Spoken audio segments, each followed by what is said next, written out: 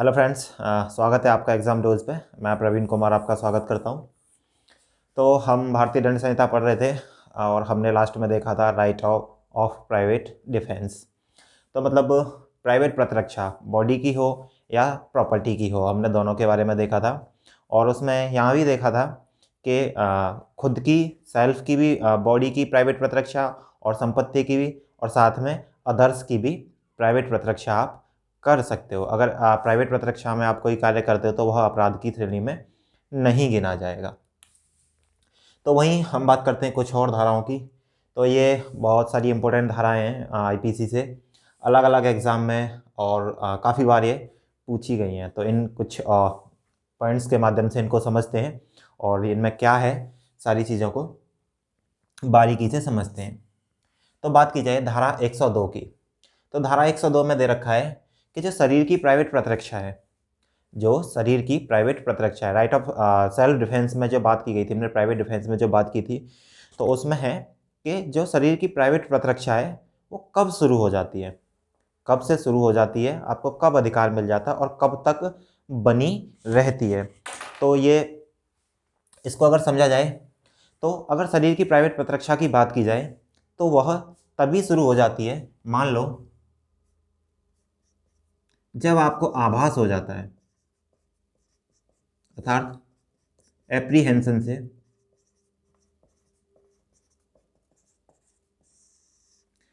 तो जब आपको आभास हो जाता है, मतलब आपको ऐसा लगने लगता है कि मेरे शरीर को खतरा है या मेरे शरीर को कोई ग्रीवस हर्ट करने वाला है, तो आपको जब आभास हो जाता है इस चीज़ का, तभी से आपकी प्राइवेट प्रतिरक्षा का अधिकार शुरू हो जाता है। ज़रूरी नहीं है कि आपके ऊपर किसी ने पहला हमला किया हो या फिर मतलब पहले चोट पहुंचाई हो तब आप प्राइवेट प्रतिरक्षा के सेल्फ डिफेंस के हकदार होंगे, नहीं। अगर जब आपको आभास हो जाए कि मुझे कोई हार्म पहुंचाने वाला है, या फिर आपको क्या मिली हो, धमकी, या तो आपको एप्रीहेंशन का आभास हो जाए या फिर आपको क्या मिली हो, धमकी, थ्रेट मिली हो कहीं से। तो आपने देखा होगा कि फ़ोन पे बहुत सारी धमकियाँ दी जाती हैं कि मैं ये कर दूंगा, मैं वो कर दूंगा। तो तब से ही अगर आपको कोई धमकी दे, आपको जान से मारने की धमकी दे, तो आपको प्राइवेट प्रतिरक्षा का अधिकार उस धमकी को मिलते ही शुरू हो जाता है। अगर आपको ऐसी धमकी के बाद अगर आप सेल्फ डिफेंस में कोई भी कदम उठाते हो, उसको अगर वो आपको जान से मारने की धमकी देता है तो आप उसको जान से अगर मारो, या फिर आपके ऊपर एसिड डालने की धमकी देता है, तो वो सारी चीज़ें या तो आपको आभास हो जाए या आपको कोई थ्रेट मिली हो, तभी से क्या शुरू हो जाता है, आपका प्राइवेट प्रतिरक्षा का अधिकार शुरू हो जाता है।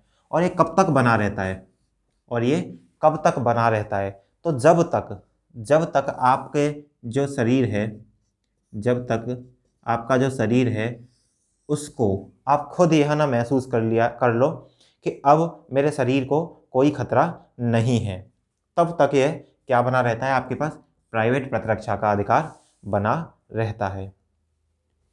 तो जब तक आपका आभास या थ्रेट खत्म नहीं हो जाता तब तक बना रहता है। तो इसमें धारा 102 में यही है कि प्राइवेट प्रतिरक्षा का अधिकार का कब शुरू होता है और कब तक बना रहता है।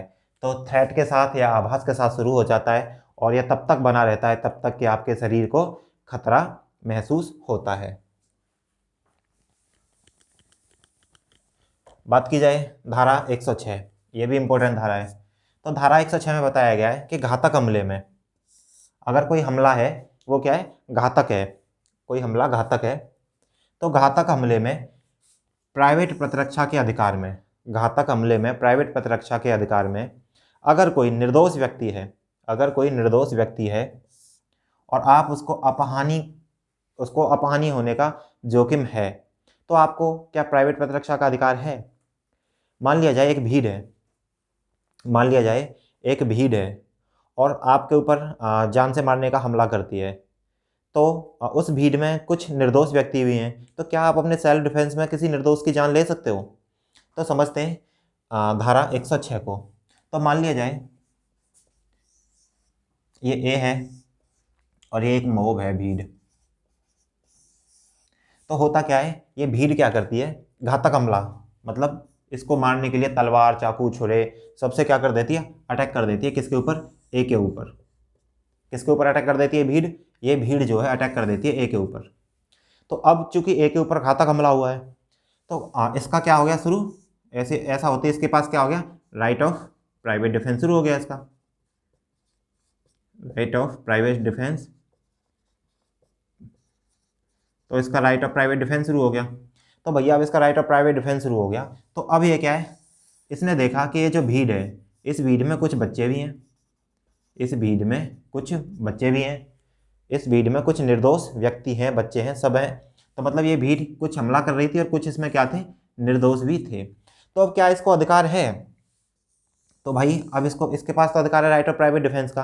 तो अब इसको ये लगता है कि भाई मैं अपने राइट ऑफ प्राइवेट डिफेंस का यूज़ करूँगा, मैं अपने राइट ऑफ प्राइवेट डिफेंस का यूज़ करूँगा और मैं बचने के लिए इस भीड़ पे हमला कर दूंगा। लेकिन इसने देखा इस भीड़ में कुछ क्या है, निर्दोष व्यक्ति हैं।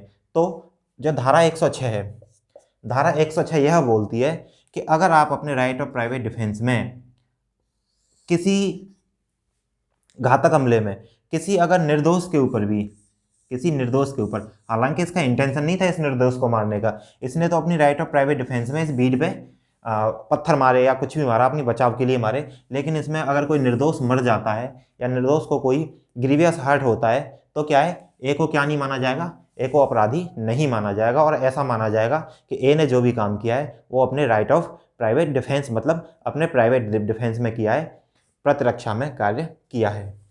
तो धारा 106 में यही बताया गया है घातक हमले के रिगार्डिंग कि अगर उसमें आप निर्दोष के ऊपर भी कोई निर्दोष को भी कोई आप हानि कारित होती है तो उसमें आप क्या हो, दोषी नहीं माने जाओगे।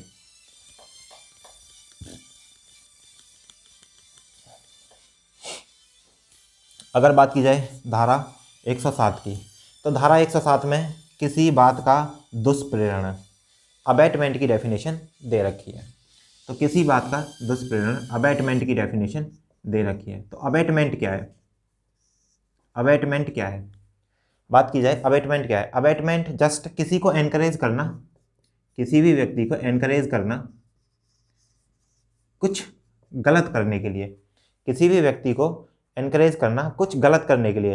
इट मीन्स नेगेटिव सेंस में, अगर पॉजिटिव में किसी चीज़ को एनकरेज करता है, it doesn't comes under the abatement. But क्या है, अगर किसी को नेगेटिव चीज़ों के लिए या अपराध करने के लिए किसी को अगर एनकरेज कर रहे हो किसी भी माध्यम से, तो वह किसके अंदर आएगा, अबैटमेंट के अंदर आएगा, दुष्प्रेरण के अंदर आएगा। तो इसमें दुष्प्रेरण की बात की गई है। जो धारा 107 है तो इसमें दुष्प्रेरण के 3 वो बताए हैं। धारा 107 में दुष्प्रेरण के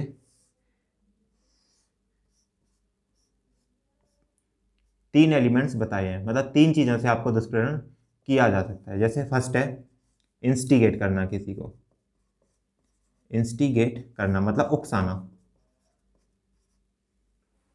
किसी को उकसाना।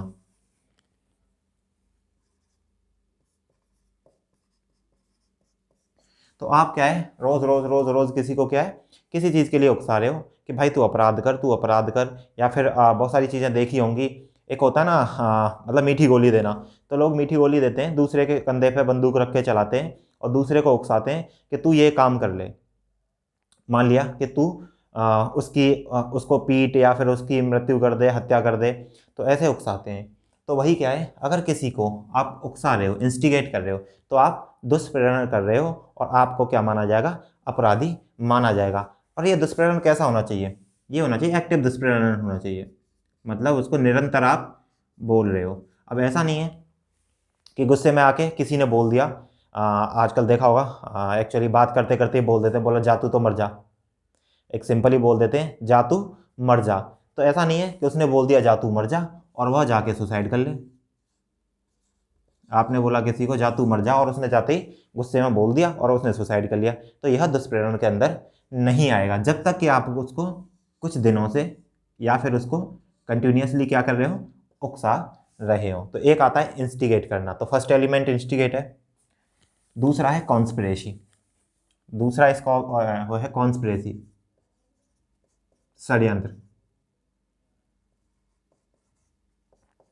तो षड्यंत्र भी किसके अंदर आता है, दुष्प्रेरण के अंदर आता है। मान लिया जाए ए और बी थे, तो ए और बी ने क्या किया, ए और बी ने बैंक लूटने के लिए क्या किया, प्लान बनाया। ए और बी ने बैंक लूटने के लिए प्लान बनाया। तो यहाँ बैंक लूटने का प्लान वो खुद एक अपराध था, तो यह किसके अंदर आता है? षड्यंत्र के अंदर आता है। अगर बात की जाए तीसरा, तो तीसरा होता है एड। तीसरा एलिमेंट क्या होता है दुष्प्रेरण का, अबेटमेंट का? एड। एड मतलब किसी को कोई किसी तरह से सहायता देना, सहायता देना। मान लिया जाए ये ए था, एक बी था, और ये कौन था? सी था। तो अब ये पता है, ए को ये पता थी ये बी और सी में क्या चल रही है, मतलब जुबानी जंग चल रही थी ए और बी और सी में। बी और सी में क्या चल रही थी? जुबानी जंग चल रही थी। ये आपस में क्या कर रहे हैं? एक दूसरे को बातों ही बातों में लड़ रहे थे। अब यहाँ ए ने क्या किया, क्योंकि ए जो था, ए और सी आपस में कट्टर दुश्मन थे और बी के साथ इसकी थोड़ी सी बनती थी, तो ए ने क्या किया, पीछे से ले जाके क्या दे दी? तलवार दे दी। मेरी तलवार को ज़्यादा अच्छी बन गई है, आप इसको तलवार ही समझ लेना। तो क्या है, बी को क्या दे दी? जाके तलवार दे दी। बी गुस्से में था, इन दोनों की लड़ाई चल रही थी, और बी ने क्या किया, तलवार से इसको सी को मार दिया। हत्या हो गई हो या फिर उसको ग्रीवस हर्ट हुआ हो। तो यहाँ क्या है, इसने क्या किया, ए ने इसको एड देके, इसको कुछ सहायता देके, कुछ मतलब इक्विपमेंट प्रोवाइड करा के क्या किया, औजार प्रोवाइड करा के ए को बी को सहायता दी सी को मारने के लिए। तो यहाँ भी क्या है, ए दुष्प्रेरण का क्या माना जाएगा? दोषी माना जाएगा, और इस पर दुष्प्रेरण का क्या चलेगा? मुकदमा चलेगा। तो ये 3 दुष्प्रेरण के क्या थे? एलिमेंट्स थे। अब बात करें धारा 108 की, तो धारा 108 में बात बताया गया है कि दुष्प्रेरक कौन होगा, अबेटर कौन होगा। तो वहाँ अबेटमेंट के बारे में पढ़ा था, तो इसमें बताया गया कि अबेटर कौन होगा। तो जो भी व्यक्ति किसी को दुष्प्रेरण के लिए एनकरेज कर रहा है, तो वही क्या माना जाएगा? उसको दुष्प्रेरक माना जाएगा या अबेटर माना जाएगा। या तो वो एनकरेज कर रहा है वह व्यक्ति, या वो कुछ एड प्रोवाइड करा रहा है, ऐसा व्यक्ति भी क्या माना जाएगा? दुष्प्रेरक माना जाएगा, जिसने कोई सहायता प्रदान की। तो ये सारी चीज़ें किसके अंदर आएंगी? दुष्प्रेरक के अंतर्गत आएंगी। अभी ये एक और इम्पोर्टेंट धारा है, धारा 120 ए। तो आईपीसी की धारा 120 ए कहती है आपराधिक षड्यंत्र के बारे में बताया गया है। तो आपराधिक षड्यंत्र मतलब क्रिमिनल कॉन्स्पिरेसी। तो अगर हम बात करें क्रिमिनल कॉन्स्पिरेसी की, तो क्रिमिनल कॉन्स्पिरेसी क्या होती है, आपराधिक षड्यंत्र क्या होता है, तो इसके लिए कुछ चीज़ें जरूरी हैं। सबसे पहले तो 2 या 2 से अधिक व्यक्ति होने चाहिए, 2 या 2 से अधिक, या 2 या 2 से अधिक पर्सन्स होने चाहिए। भाई हाँ, सीधी बात है, कॉन्स्पिरेसी षड्यंत्र करेंगे तो 2 या 2 से अधिक व्यक्ति होने चाहिए। तो जब 2 या 2 से अधिक व्यक्ति कोई इल्लीगल काम करें, 2 या 2 से अधिक व्यक्ति जब कोई इल्लीगल काम करें, तो पहली बात तो इल्लीगल काम करें, या फिर क्या है, इल्लीगल मीन्स से। काम तो लीगल कर रहे हैं, वो काम तो लीगल कर रहे हैं, लेकिन जो संसाधनों का वो प्रयोग कर रहे हैं, रिसोर्सेज का जो प्रयोग कर रहे हैं, वह क्या है, इल्लीगल है। मतलब क्या है, काम तो लीगल है, लेकिन जो प्रयोग में ला रहे हैं वो इल्लीगल थिंग्स, जैसे मान लिया इल्लीगल वेपन्स या कुछ भी। तो सबसे पहले आपराधिक षड्यंत्र के लिए 2 या 2 से अधिक व्यक्ति होंगे, या तो इल्लीगल काम कर रहे होंगे, या फिर लीगल काम को इल्लीगल मीन्स से कर रहे होंगे। इल्लीगल मीन्स से क्या कर रहे होंगे, उस काम को कर रहे होंगे। तो यह क्या माना जाएगा इसके अंतर्गत? यह माना जाएगा क्या, आपराधिक षड्यंत्र माना जाएगा। और इसमें क्या होता है, आपराधिक षड्यंत्र माना जाएगा, लेकिन ये क्या है, ये एक तरह का आपराधिक षड्यंत्र जो है, इसको आपराधिक षड्यंत्र माना जाएगा। लेकिन इसमें एक चीज़ जरूरी है कि इसमें जो ऑब्जेक्टिव होता है ना, उद्देश्य जो होता है, ऑब्जेक्टिव मतलब क्या है, knowledge of objective, knowledge of objective is must. मतलब जो उद्देश्य है आपराधिक षड्यंत्र में, जो उद्देश्य है उसके बारे में जानकारी होना जरूरी है, कि उसको हम अगर आपको ऑब्जेक्टिव की नॉलेज नहीं है तो आप आपराधिक षड्यंत्र का हिस्सा नहीं माने जाओगे। एक एग्जांपल से हम इसको समझते हैं। मान लिया जाए ये ए था, एक बी, एक सी और एक डी। ये क्या थी, कोई कोबरा गैंग थी। ये क्या थी, कोबरा गैंग थी। तो इसमें एक ए, एक बी, एक सी और एक डी, ये चारों क्या करते हैं, पहली बात तो 2 से अधिक व्यक्ति हो गए। ध्यान से देखेंगे तो 2 से अधिक व्यक्ति हो गए, पहला उद्देश्य पूरा हो गया। दूसरा क्या है, ये क्या करते हैं, बैंक लूटने का प्लान बनाते हैं। तो जब ये बैंक लूटने का प्लान बना रहे हैं तो क्या हो गया, इलीगल काम हो गया, दोनों हो गए। अब ये बैंक लूटने का प्लान बनाते हैं चारों मिलके। ए बोलता है मैं बैंक लूटूंगा, बी बोलता है मैं गेट पर खड़ा रहूंगा, और सी बोलता है मैं तिजोरी का ताला तोड़ूंगा, और डी क्या है, डी बोलता है कि मैं कौन हूँ, ड्राइवर हूँ। डी क्या बोलता है कि मैं ड्राइवर हूँ। डी कौन है, बोला ड्राइवर हूँ और मैं गाड़ी लेके चलूंगा। तो इन चारों ने प्लान बना लिया कि गाड़ी मैं चलाऊंगा, तू ये काम करेगा, तू ये करेगा और तू ये करेगा, और चारों बैंक लूटने के लिए चले जाते हैं। तो यह चारों को अपने ऑब्जेक्टिव पता था। इनका ऑब्जेक्टिव क्या था, बैंक लूटना। तो इनका क्या है, जब बैंक लूटना ऑब्जेक्टिव था तो यह क्या है, आपराधिक षड्यंत्र की श्रेणी में आएंगे। तो यहाँ इनका ऑब्जेक्टिव क्लियर था। यहीं अगर मैं इसको दूसरे एग्जाम्पल से समझूँ तो ये ABCD वही 4 व्यक्ति, ABCD ये 4 के 4 व्यक्ति हैं। अब हुआ क्या है कि A, B और C तीनों ने मिलकर क्या किया है, प्लान किया बैंक लूटने का। तीनों ने मिलकर बैंक लूटने का प्लान किया और डी को कुछ नहीं पता, डी को कुछ नहीं पता। अब ये क्या करते हैं, एक बोलता है मैं बैंक का ताला तोड़ूंगा, दूसरा बोलता है कि पुलिस आएगी तो मैं बताऊंगा, और तीसरा क्या बोलता है, मैं जितना भी धन होगा उसको बैग में डालूंगा। लेकिन डी को नहीं पता थी, डी को इनका ऑब्जेक्टिव नहीं पता था कि ये बैंक लूटने गए। और इन तीनों ने डी को यह बताया था कि जब हम डी को यह बताया था ABC ने कि हम बैंक में कुछ काम से जा रहे हैं, और हम जब बैंक से काम हो जाएगा तो आप हमारी गाड़ी लेके चल देना, आप हमारी गाड़ी लेके चल देना। तो अब इसको यह पता थी कि यह सिर्फ ड्राइवर के रूप में आया है, यह सिर्फ ड्राइवर के रूप में आया है, और ABC क्या है, बैंक लूट के आ जाते हैं और डी को बोलते हैं कि गाड़ी चला, और डी चलाने लग जाता है। तो यहाँ क्योंकि इसको ऑब्जेक्टिव की नॉलेज नहीं थी इन तीनों के कि इनका उद्देश्य क्या है, तो यहाँ तीनों या तो आपराधिक षड्यंत्र के अपराधी हैं, ये तो आपराधिक षड्यंत्र के दोषी हैं, और डी क्या है, आपराधिक षड्यंत्र का दोषी नहीं है। तो इसमें क्या, आपराधिक षड्यंत्र में ऑब्जेक्टिव की नॉलेज होनी चाहिए।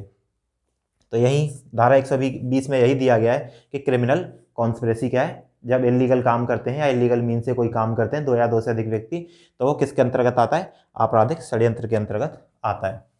अगर यही धारा 120B की बात करूं, ये जो धारा 120A और धारा 120B है, ये बहुत बार एग्जाम में आती है, सबसे ज़्यादा यही पेपर में पूछी जाती है। अगर बात करूं धारा 120B की, तो इसमें क्या दे रखा है, आपराधिक षड्यंत्र का दंड दे रखा है।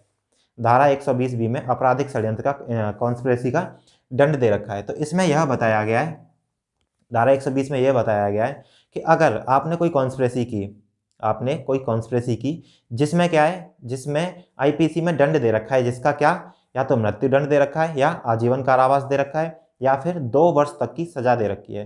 अर्थात आपने कोई ऐसी काम करने का कॉन्स्पिरेसी तैयार की जिसमें या तो मृत्यु दंड की सजा है, या आजीवन कारावास की, या 2 साल तक की सजा है।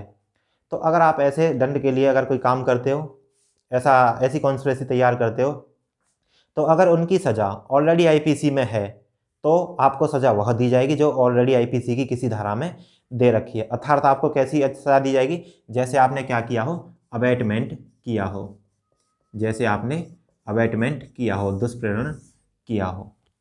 तो पहली बात तो ये। और अगर जो आपका अपराध है वह आजीवन कारावास, मृत्युदंड, और तीसरा 2 वर्ष के अलावा, 2 वर्ष से अधिक के अलावा है, मतलब कम का है, तो उसके लिए क्या सजा का प्रावधान किया गया, तो उसमें यह दे रखा है अगर इनसे भिन्न, अगर कोई आप अपराध करते हो, इनसे अलग अलग कोई अपराध करते हो, तो आपको ज़्यादा से ज़्यादा 6 महीने, मतलब 6 महीने से ज़्यादा नहीं रख सकते, तो 6 महीने तक की तो आपको भैया क्या हो जाएगा, कैद हो जाएगी।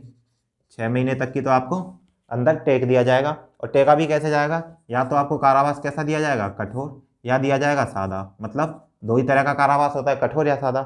तो 6 माह तक का कठोर या सादा, दोनों में से किसी भी प्रकार का कारावास दिया जा सकता है, या आपको जुर्माना, या आपके ऊपर जुर्माना लगाया जा सकता है, या फिर दोनों, या फिर दोनों। अर्थात या तो 6 महीने की सज़ा, या जुर्माना, या फिर सज़ा और जुर्माना दोनों। तो यह IPC की धारा 120 भी कहती है। तो आज हमने कुछ धाराएं देखी, ये बहुत इंपॉर्टेंट धाराएं थी। बाकी धाराएं जितनी भी इंपॉर्टेंट धाराएं, क्योंकि 511 धारा IPC में दे रखी हैं, वह सारी नहीं पूछी जाती हैं। तो जितनी भी इंपॉर्टेंट धाराएं उनको हम देखेंगे, और जितने भी पॉइंट्स हैं कोशिश करेंगे कि एक भी प्रश्न IPC से किसी भी एग्ज़ाम का हो वह ना छूटे। तो थैंक यू सो मच। अगर वीडियो पसंद आया हो तो लाइक करें, सब्सक्राइब करें एंड शेयर करें। Thank you.